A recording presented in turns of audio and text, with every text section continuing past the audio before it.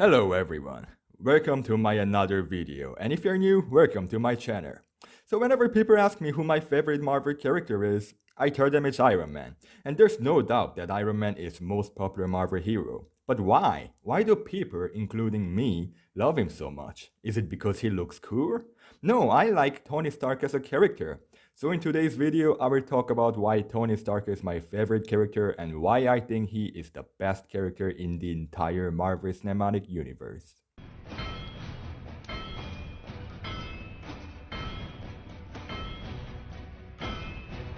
First of all, I think the thing that makes him really different from other superheroes is his origin. Here are some of my favorite characters: Scarlet Witch, Doctor Strange, and Iron Man. Probably the only thing those characters have in common is the fact that their origins began with a redemption.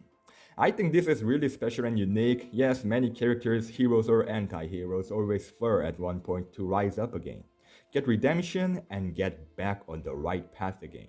But I find it really unique how those characters I mentioned earlier began their journey with redemption. And unlike Wanda or Strange, MCU really focused on how Tony Stark's journey began with redemption.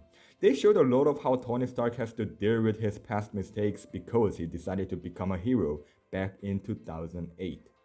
And I think another reason what makes him really unique is the fact that he doesn't have any superpowers. He just has his brain. Many people tell me that Tony Stark is nothing without the suit, but as we saw in Iron Man 3, he can keep on making and building to take down the bad guys. Without his suit, he will just make another one because he's the genius Tony Stark. The other thing I really want to talk about is his character development. I strongly believe that Tony Stark is the most well-written character with the best character development and the best character arc in Marvel Cinematic Universe. Like I said, he started as this rude, annoying, irritating billionaire playboy who has no respect for anyone. He felt more like a villain than a hero, but after the incident that we all know of, which made him Iron Man, he changed.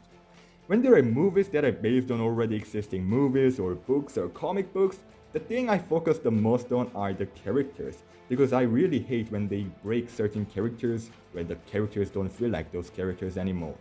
But Iron Man is probably the only character that I'm glad they decided not to make really accurate to the original comics. Because in the comics he's really annoying and one of my least favorite characters. He's also more like a side character in the comics that includes big events. He's also still kind of trash even after he became Iron Man. But in the MCU, Tony Stark truly changed. As we saw in the Avengers, the man who was probably the most selfish man on this planet was going to sacrifice himself in front of everyone to protect everything and everyone on Earth. And also in Infinity War, he was ready to die for Time Stone. And what I really like about him is the fact that he was a person that didn't care about anybody. But as we saw in Age of Ultron, the thing he feared the most was the death of his friends, the Avengers. He always seemed like the one who never cared about anyone around him, when he was the one who cared about them the most. I think that's probably the biggest reason I could personally relate to him so much. And we can clearly see he has become more responsible after the events of Iron Man 2 and Iron Man 3. In the Age of Ultron, he was ready to sacrifice himself once again because he was the one who created Ultron. And in Civil War, he says that he decided to send Pepper away because he blames himself for the birth of Ultron and so much more events. Unlike in the comics, he really takes all the responsibilities for his mistakes, and this is another reason why we can relate to him. He's just a human and he makes mistakes just like us, but he still tries his best, just like us. Also, he takes loads of responsibilities for the fall of the Avengers. He tries his best to keep the Avengers together. I'm trying to keep you from tearing the Avengers apart. And we also see him trying to take full responsibility for Peter. And if you died, I feel like that's on me. And when Peter actually died, Tony really did blame himself for Peter's death. His first word to Steve was, "I've lost a kid." And we later see this scene which seems like Tony still thinks he takes full responsibility for Peter. But the reason why I think Endgame was truly brilliant is because of how Tony didn't lose anyone besides Peter. When everyone lost the world, Tony still had Pepper, Rhodey, and Happy. He even got Morgan. But he, who was once the most selfish man, despite having everyone he loves, at last sacrificed himself for the fate of the universe. From a sport-root playboy billionaire to a hero that saved the entire universe. What a journey. But the real reason why he is personally my all-time favorite Marvel hero is because of the fact I grew up with him. I still remember watching Iron Man 1 and thinking he was really cool. He was my Luke Skywalker back then.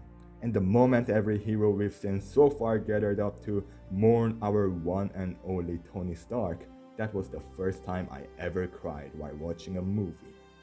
I think I've said enough. This is why I think Tony Stark is the best character by far.